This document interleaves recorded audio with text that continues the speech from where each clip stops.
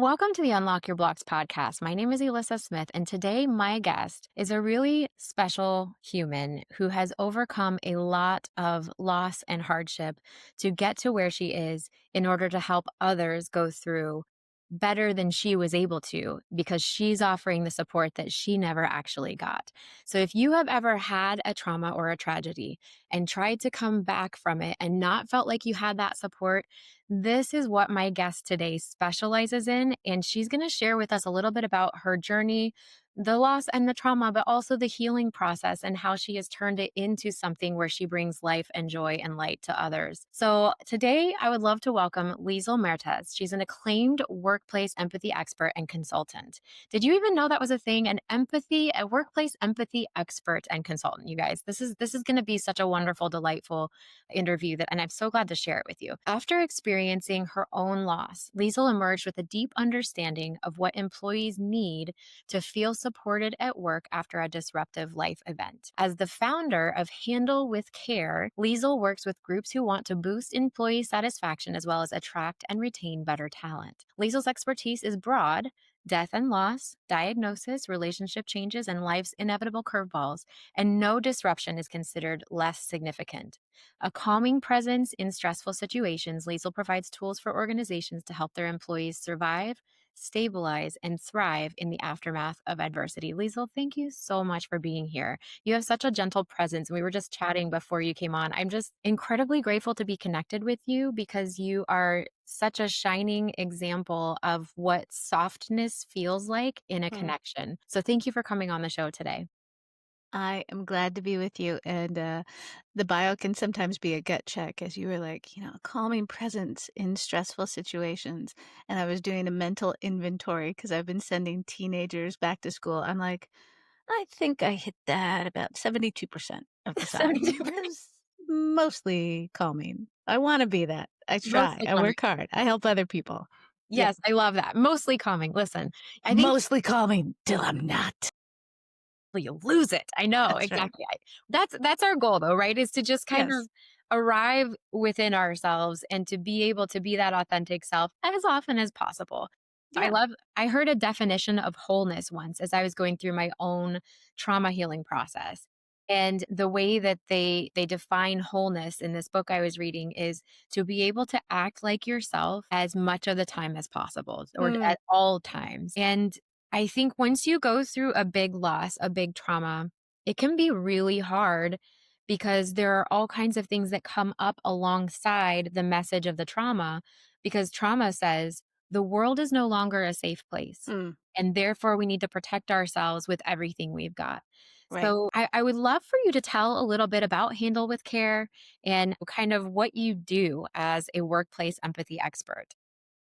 Yeah, I love working with organizations to skill up both their people and their processes to give better support as they go through disruptive life events. I really like talking about empathy and human centric skills as just that. Yes, there is an element of personality and natural kind of proclivity that can plot you at different places along the scale, but it is also a set of skills that we all can and should be learning because they positively affect both our cultures, our people, and our bottom line. And so I help make some of these things that people can sometimes step back and self relegate away from. Like, I'm just not empathetic. I'm not good with people, but my sales numbers are through the roof. And please don't expect that of me. And I begin to kind of demystify what it actually means to show up well when it matters most, and to build the sort of workplace cultures, customer experiences, touch points that really are powerfully impactful in a positive way and not a negative one. I love that. That's so brilliant. So you're talking about the skills that you're helping people cultivate in these settings. Yeah. What skills are necessary in order to help the bottom line? Honestly, businesses, I'm a business owner, we have to have that the bottom line makes sense, right? Mm. But for companies and corporate places that have employees, they're starting more and more to connect employee satisfaction with how much money the company is making. But what kinds of skills actually advance things in that direction that you're specifically working on with people? Yeah, let me come at that question at a slightly roundabout way because I think the foundation to answering it really matters.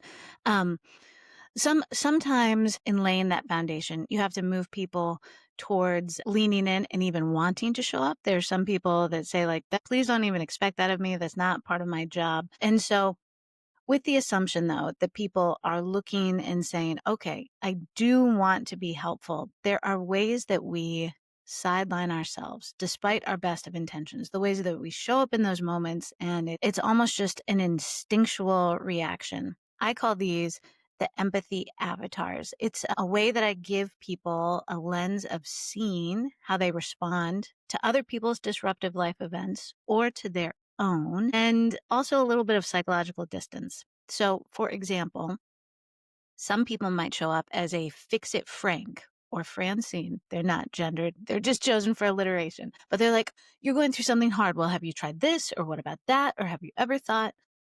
Other people might show up as a buck up Bobby or Barbara, where they're like, I don't have time for this. There is work. Like, just manage your stuff. Let's move forward. Or a commiserating Candace who's like, I know exactly how you feel. That just happened to me. All of these little almost like off ramps where we get deflected away from actually being helpful. So, there are 9 of them. One of the first things that I walk people through is being able to see themselves in some of these empathy avatars. Full disclosure, for me, I tend to go to a fix it Frank or a commiserating Candace. Fix it Frank because I'm like, I have so many good ideas. Why wouldn't you want to hear them right now? Or a commiserating Candace because I've gone through some hard stuff and that's can be a way of connecting. So when I know that those are the 2 most common ways that I sideline myself in those situations, because for example, I'm prone to stepping in with my own story, there's almost an audible voice in my head that's like, Liesel, it's still not your time to talk right now. Like, it's still not your time to talk. Lean in, say things like, tell me more. If I want to share something that has happened to me, because I think it actually would be helpful, I save that story for the end of the interaction. I'm like, you know what? If you ever want to talk more, my dad actually went through something similar a couple of years ago. Then it lands as like invitation and not demand. So that's a foundational understanding. And then we also, with that in mind, are able to layer on top just some practical skills. Planning for empathy in your calendar. How do you make notes of it? Avoiding phrases that sound good but actually aren't helpful, like take all the time you need, which sounds good but isn't actually true and introduces ambiguity. And how do you actually frame it with specific, chunks of time that people can actually inhabit? Like take the next 72 hours, don't check your phone. So that's kind of an example of where we start and then some of the things that we layer on top.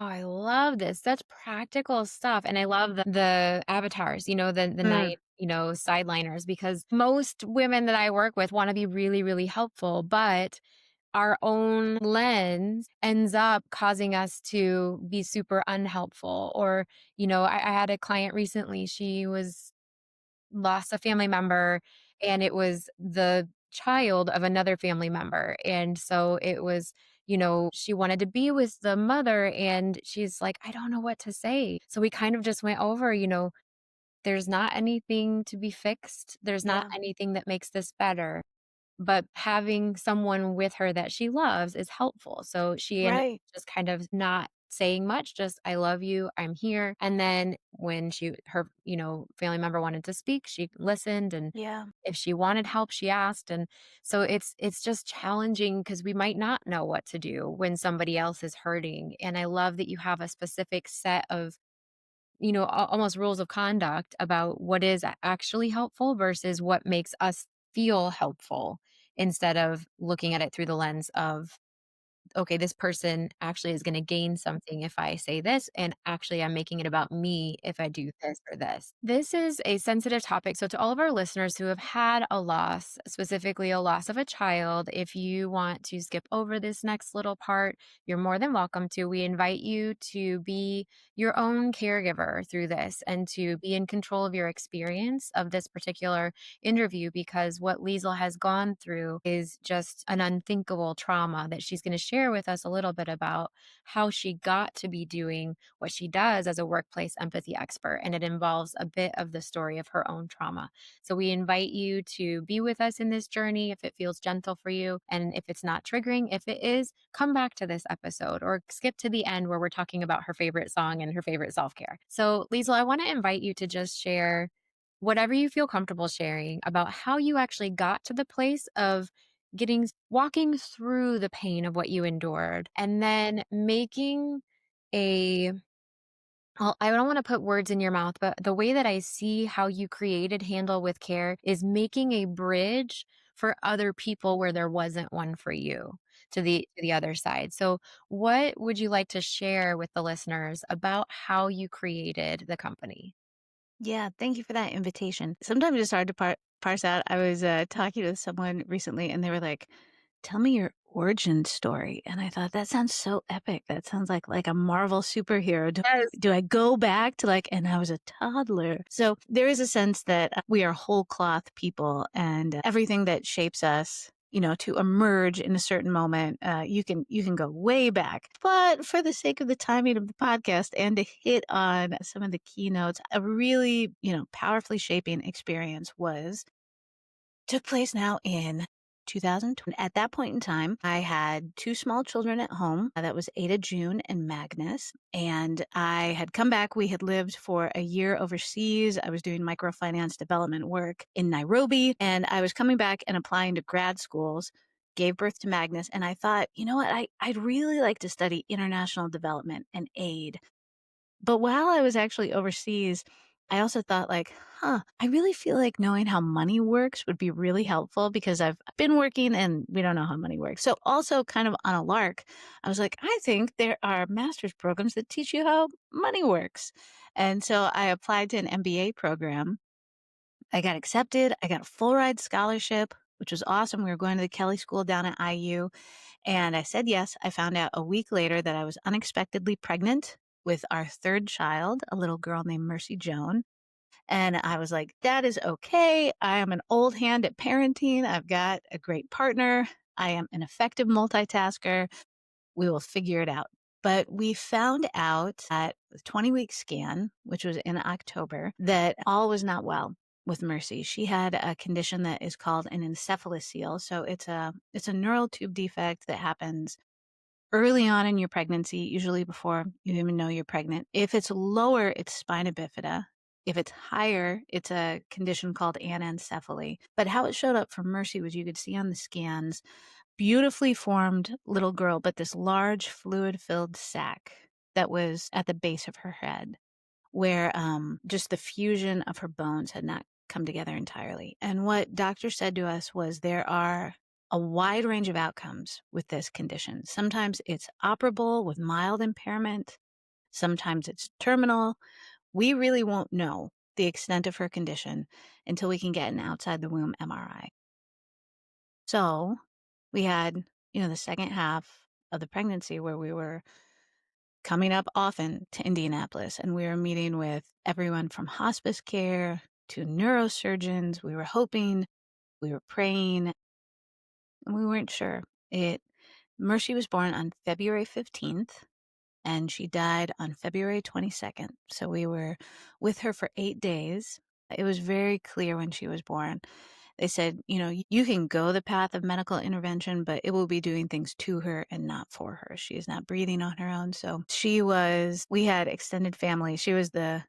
People came in from all over and she was held. Everyone brought their own little flavor. Like my sister would play the ukulele for her in the NICU, or my brother at the time, he was like, nobody should die without hearing the soundtrack from Last of the Mohicans. So he was playing for her some of his favorite epic songs. And it's horrible. It's horrible. And so many things in our personal story, for the story of our children who were alive at the time, Ada and Magnus, for the children who came after, Jemima and Moses. Mercy is still a very present part of our family and our family story. And sometimes, there's like a tighter version that even we're having an event next week, and I'll be like, "So Mercy died, and I'll tell it like this. I'll tell it. Mercy died, and also I'm in the midst of this MBA program, and it was so many things in my personal life. It also had me thinking about a program that was entirely designed to mint managers. You know, you pay a lot of money, you give 2 years, and you're supposed to come out with everything you need to manage people. And I realized there weren't 5 minutes spent in a single class session talking about how you support other people in their disruption or how you support people while you're going through disruption. And that really brought to mind for me like we're missing something because some people are great at this, some people are terrible. But for the purpose of this podcast, I will also note, I think sometimes people think like, "Oh, so she went through this and like 8 months later maybe started Handle with Care." And, I feel like it's worth saying on something with grief of being like, "No, no, no." There were like a number of years in between of just integrating my story, of looking for like the idea and the inspiration was there, but, there's a lot of settling and rearranging the furniture of your interior that needed to happen between then and what went on. And I would just add to clarify for anyone who might listen to this, actually, one of the reasons that I can do this work is I would say by and large, a solid majority of the people who did support me were really healthy. They had good patterns. They came alongside me really well. It was the outliers of people where I was like, oh my gosh, that was so dumb. Like, I can't believe you just said that to me. And it's out of that experience of actually being generally well cared for that I had enough psychological distance to be able to see with some perspective, like, that was just bad. What's a way you could do it better? So, That's incredible. So sorry for your loss, and I am it's so lovely to hear that she's still a part of your family story and that, just the way that you handled it sounds so delicate and loving.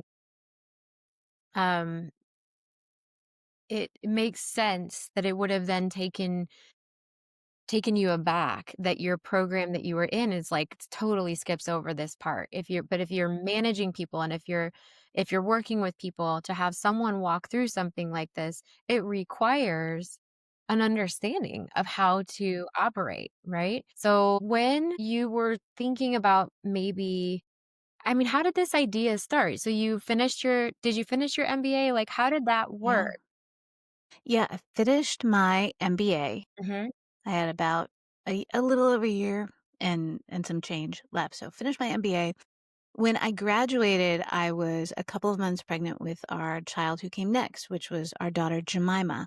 MBAs are pre-professional programs. It's like you go and then you go on to your next job. But I remember even at the time being like, I did not take any time like off in the in between. And maybe this is a nice moment to just step back, especially with another baby on the way. In the interim, I was doing some consulting projects. I love this synergistic learning of a classroom. I was one of those students in my schooling who was like, how could you skip class? There's always the potential that something new might emerge and you would miss it.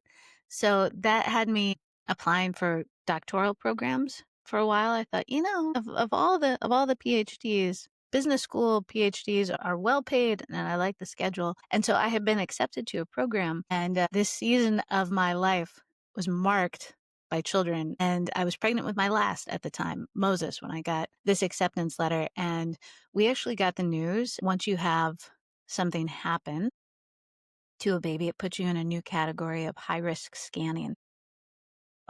Moses, we went to the high risk office. They said, you're having a boy. The tech read the scan, you're having a boy. We were really excited because it was going to be, two living girls, two living boys. And we said, isn't it amazing?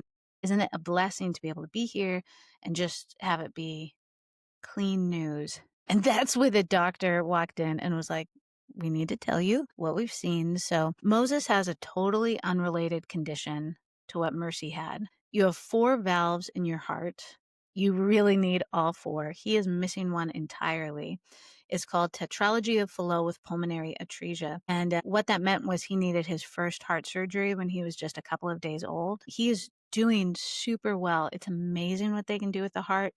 He's got a bovine tricuspid valve that was harvested from the neck of a cow and literally keeps he's not even small. He's like huge for his age. And all that to say though, when we were thinking of moving away for a PhD program, we were like, we actually don't want to be away from Riley or away from family. So those are paths not traveled. And then as the dust was settling, it was again coming back to what is something that I know there's a market for in the world, that aligns and would be helpful, and that I feel like I can speak to in a way that matters. And then I'll wrap up the question because I feel like I've been rambling. But it really began with like the seed of this idea. I was here. It was maybe late 2018, and I was just meeting with any HR manager or people ops pro who would meet with me and be like, hey, have you ever gotten training in this? Like, how do you approach these situations? What is helpful to you? What do you wish you would have heard about? I would bring little baby carrot cakes in tiny mason jars as like thank yous. I was like, thank you for meeting with me. I know you have no idea who I am. And at the same time, I was also having dessert nights, dessert and wine nights, because you probably know if you've gone through something hard, people start telling you their hard stuff many times. So I knew a number of people who'd gone through a range of things. And I was like, come prepared. We're going to talk about the stuff. You will be well fed. But I would like to know, like, what were dumb things people said? What were good things? What do you wish people had done? And I was just taking copious notes. And that was kind of the emergence of the foundation of what Handle with Care was built on. Oh, that's brilliant. So really you were doing such compassionate market research Mm, for figuring out what's needed, figuring out from both ends, really, managing people who are managers and then also the people who experienced the disruption. So as you were building this, as you were kind of working through the ideas, a lot of what we talk about on this show, I mean, this is about self-sabotage and about how do we get in our own way, particularly because trauma does give us the impression that the world is an unsafe place. And as you heal, the protector parts that come up can look like perfectionism, procrastination, imposter syndrome, particularly if you are building a business or getting ready to put yourself out there in this capacity where it's like, I don't know anybody else is doing this. What came up for you? Did you have any of those obstacles as you were starting to build this idea into an actual, like put some legs on it and create it?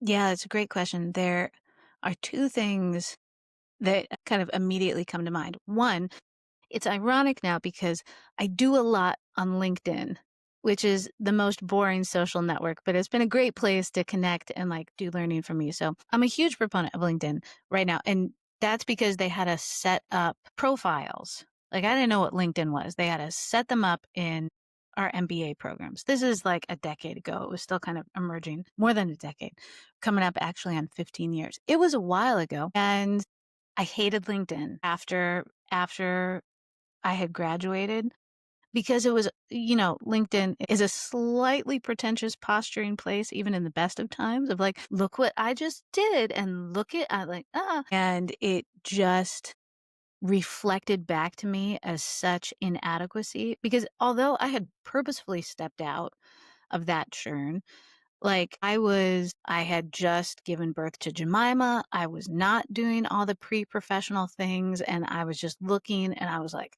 "Everybody else has it so together, and I'm sad, and I'm recovering, and I don't feel like posting about all of these great things." So I remember being like, "I hate LinkedIn, I'm never going back." So, there was a sense of just feeling what's never actually true. One, all aspects of my life weren't falling apart. There were really beautiful things at the time that I was working to build and, fighting for my marriage and fighting to show up each day as a parent who, like, those are things that were not perfect, but I'm proud of and good at that stage. And what you see reflected back to you is never actually the entirety of their reality either.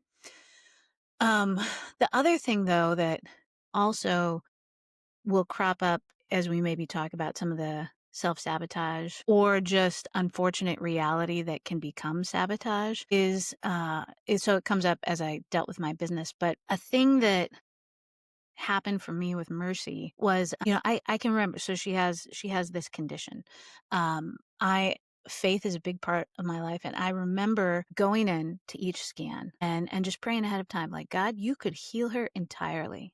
Like, I'm asking for that. I'm asking that she would just be able to be whole and be with us, and each time I went in thinking, like, they could bring up this scan and it could be completely gone, and that was not the reality. You know, she died. That's my worst case scenario. And what did that mean on 2 levels? Like, what did that mean about God? And it also touched on, an earlier experience. I had a horrible horseback riding accident when I was 11 years old that required multiple surgeries. At one point, I was out of school, like, for a month just doing rehab. I still can't fully straighten my left arm. And you'd only really know if I was doing a bump in volleyball. But that was also like, "Hey, the world's not predictable, and things can break, and things can be harmed." For me, I was like, "Okay, I'm I'm not gonna I'm not gonna lose faith."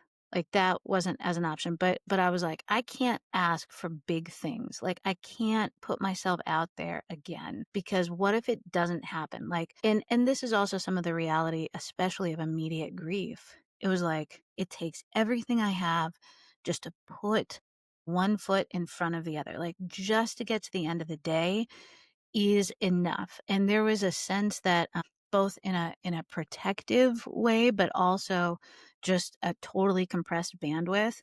It was like, I just have to focus on what's right in front of me. I cannot think big. I cannot iterate. And those were all skills that I would need to receive some healing and like different perspectives speaking into because you need those tools in your toolkit if you're doing an entrepreneurial thing later on down the line. And it's not just about launching a business, it's also about, you know, existing within however many years and decades I have left. It's hard when you're just like, I can't expect anything more because I can't consider that I could get hurt, you know?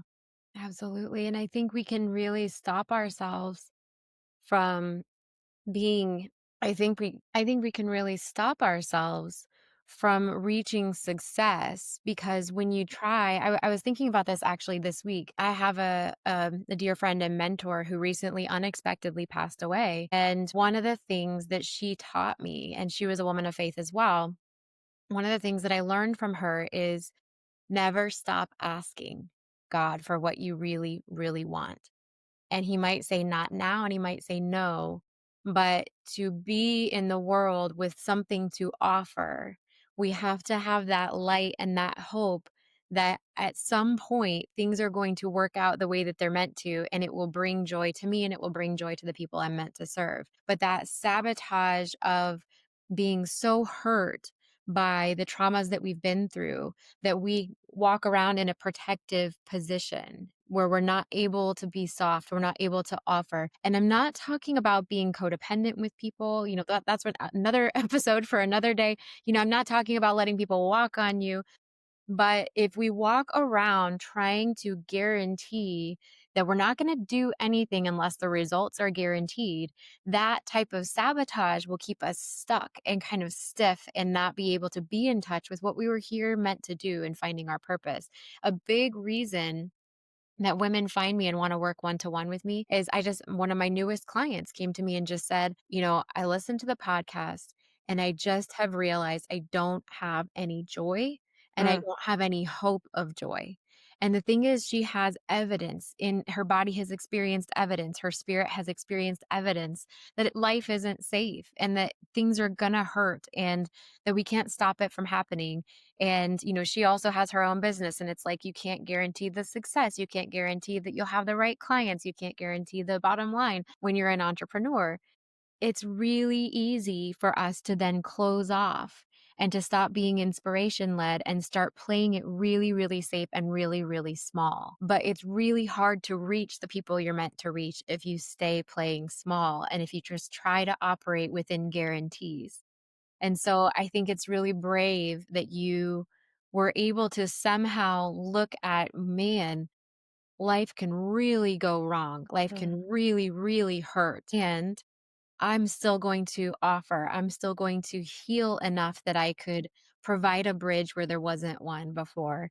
So, can you talk a little bit about how did you overcome the world feeling like this big unsafe place in order to actually offer what you're here to offer.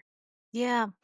Um, when you were talking about clients coming to you and saying, "I'm lacking joy," it was described in a way that has stuck with me in Bessel van der Klerk's The Body Keeps the Score. And I picture it almost like a musical scale, but the defensive thing that we do when we try to edge up the bars to protect from the really low stuff, there's naturally a compensatory, like, narrowing that happens at the top. Like, you can do it, you can narrow that emotional range, but it always comes at a cost. That protectiveness, like, to not feel the harder stuff also keeps you from feeling the more joyful. So, just expanding that.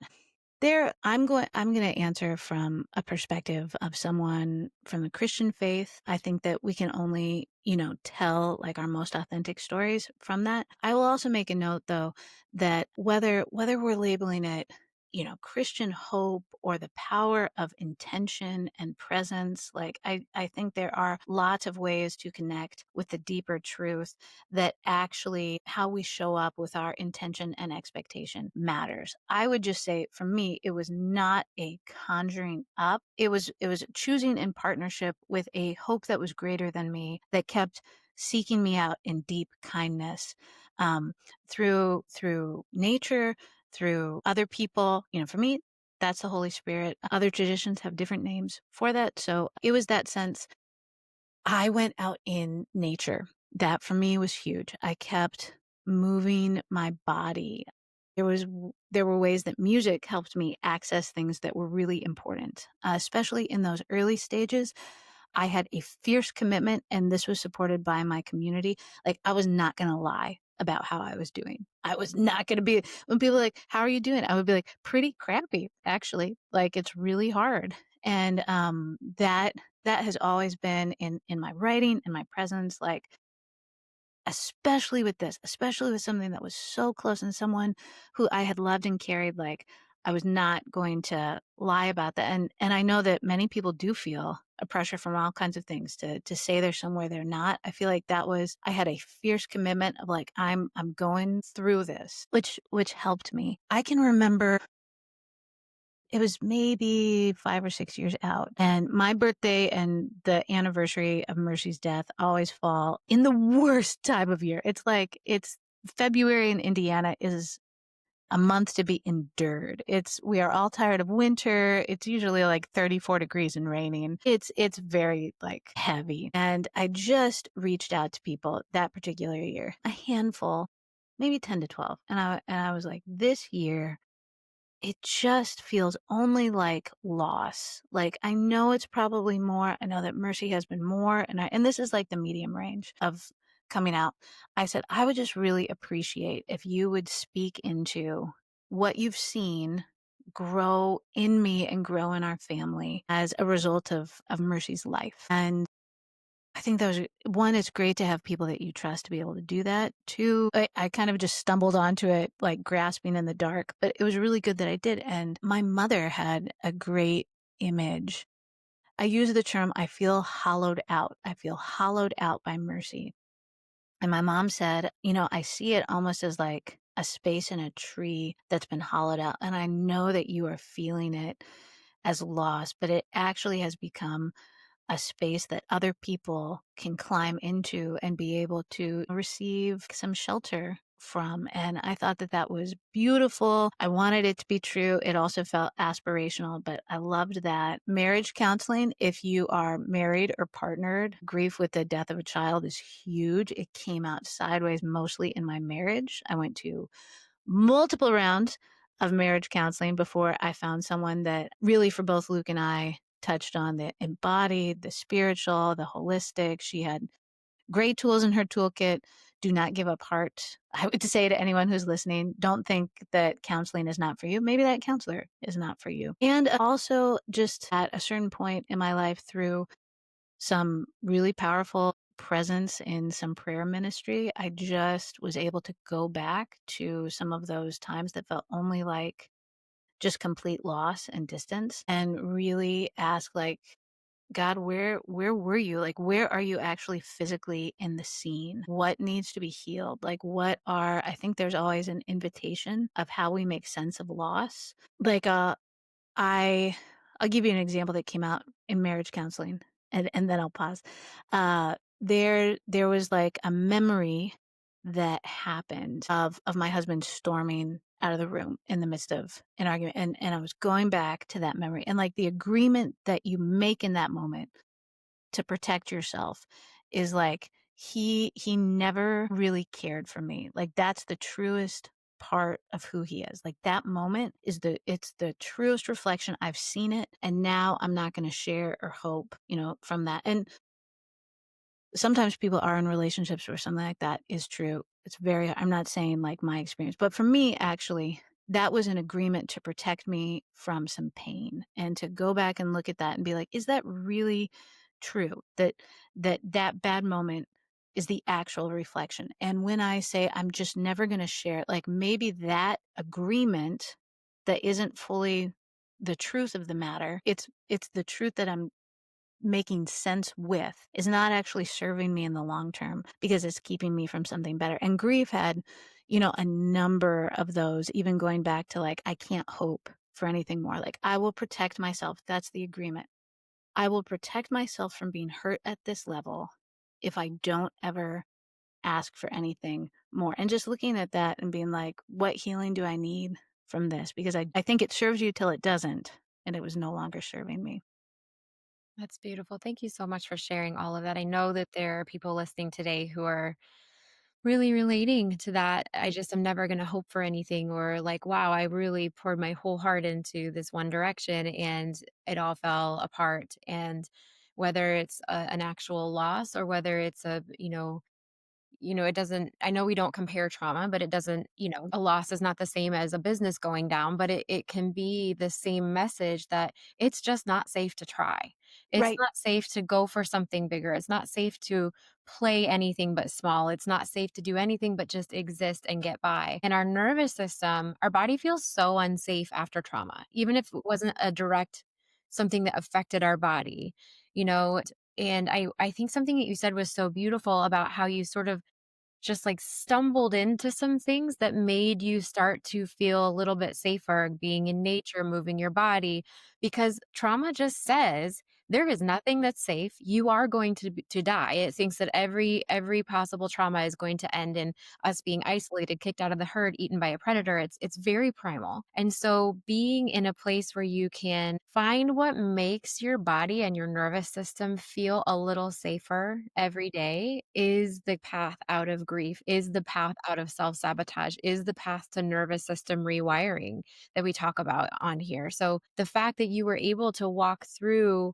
and realize, like, I don't feel safe to do anything but play small right now with my prayers, with my goals, with my dreams. And then you were able to ask for the support you need. One of the things I talk about is my 3S framework for feeling safer in your nervous system. And it's number one is safety. You got to get the deep breaths. You got to make your body realize you're not running from a wild animal. Number two is self nurturing. So you go do something for your five senses. You go for a walk outside. You can make yourself a little cup of tea. You do so, just something that makes light your candle, whatever it is that nurtures your senses.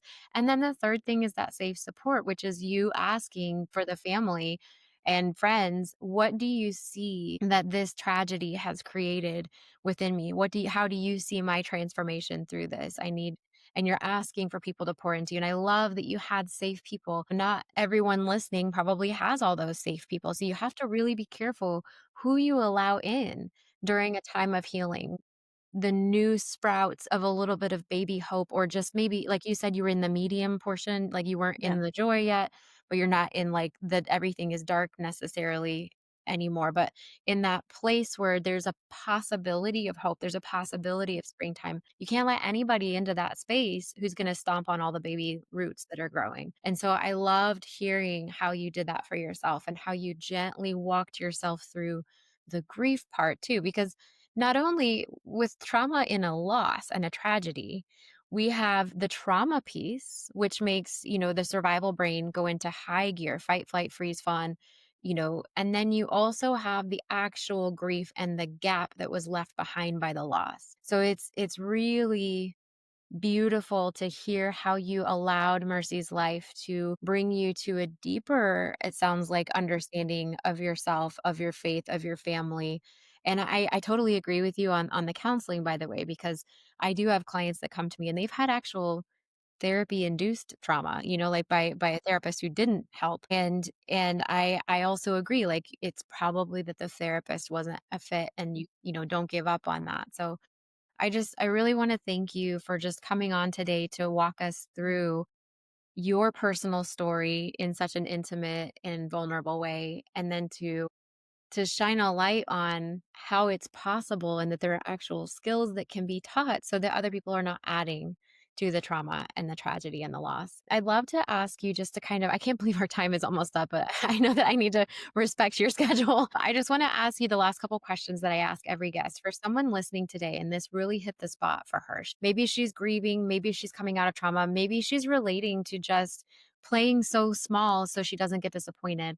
What would you recommend as her very first step, just a baby step that she could take today that would put her in the right direction of being able to come out on the other side? I think there's a reality of being gentle with yourself that is important. And this is probably from my background as a firstborn daughter who can expect a lot of myself. I needed to be able to be gentle with myself. I think just, it wasn't even able to be as fully articulate as like a gratitude practice. In those early stages, it was just like, what was one thing today that actually wasn't so bad? And even it would be like, my blueberry scone was good. Like, that was a good blueberry scone. Like, whatever it is, just gentle. If the faith part resonated with you, a big part was also for me of being like, God is really gentle with me. Like, there's so many different articulations. And it'd be like, I found companionship with the writers of the Psalms who had deep anger and frustration and big emotions towards God. I think one of like the very early preserving steps for me was to be like my act of faithfulness, because again, faith is really core at my story, was to be like, I'm just going to bring all of that. I'm like, I'm mad at you. I'm so sad that I still pray that way. Not because I'm immature, but I think actually because sometimes I'm immature. I lift that up because we don't have to sanitize ourselves is what I would say. Like, God can deal with that. And what I say at the end, like sometimes I get all that stuff out and I just say, whatever is helpful for me, whatever is helpful and true of what I've just said, give that back to me. I receive that. Anything that isn't, like I release any attachment to that. I don't need to carry it any further. Like, just help me with that. There is a discerning, I like saying this the same way that like when we eat food, we have discernment rooted in our bodies. Some things are broken down and they become part of you. Some things are passed through, they're neither here nor there. Other things are viruses and they have to be warred against. And sometimes it's really hard to know. We lack discernment even in the messages that we generate or that we get. We just take it all in and take it as truth. That, like, for me, it's in partnership with my spiritual life and receiving from outside of myself, but really looking and being like, all of this might not be good for me. Like, I can feel it all and name it all. Maybe some stuff needs to be opposed. Maybe some stuff is true and it can be incorporated. And maybe some stuff is neither here nor there. And I just need to get it off my chest was helpful. I love that. So just really being authentic to where you are Yeah. and then being gentle with yourself and not judging. I love that. That's so beautiful. Now, for a good nervous system reset, do you have a song that really gets you in a good place to kind of pattern interrupt a difficult time? What song would you recommend? I like I Am Resilient by Rising Appalachia. And if you look it up, also look up the music video because it's a pretty good music video that goes with it. I love that. That's awesome. Yeah. Okay, perfect. And then to close us out, if you just have a few minutes and you know you need a little TLC, what is your Mhm. go-to self-care? I like walk. I mean, I could like more expensive or like indulgent things, but something that's always accessible. I like walking. I like to do it in my bare feet. I live like in a neighborhood, but I have a really wonderful path that goes through the woods by the creek that's right behind my house. And in the visual field, you can't see anything else. So that is always a good choice for me when I do that. I also have gotten into Wim Hof breathing this year. He'll lead you through guided breathing meditations. So sometimes when I'm like, do I want to take a nap? I will do a Wim Hof breathing. I've also gotten into cold plunging lately. That's a helpful reset. So any one of those three. I have so much respect for cold plungers. I did it once and I can't like it. But It's cold. It's cold. people swear by it, and it is actually it can be a good nervous system reset if it's the right fit for you, so I love that. Yeah, I saw somebody, he's a therapist talking, he was like, "I've got no interest in tech bros microdosing hypothermia." I think of that each time I go in. I'm like, "Just microdosing and hypothermia here in hopes That's that it helps me." Yeah, that is yep, you know what?